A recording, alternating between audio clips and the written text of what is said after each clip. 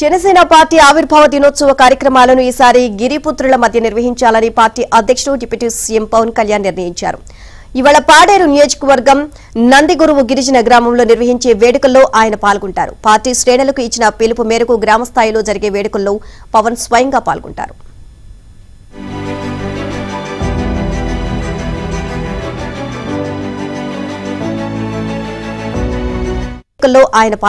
Party శ్రేణులకు ఇచ్చిన పిలుపు మేరకు గ్రామస్థాయిలో జరిగే వేడుకల్లో పవన్ స్వయంగా పాల్గొంటారు.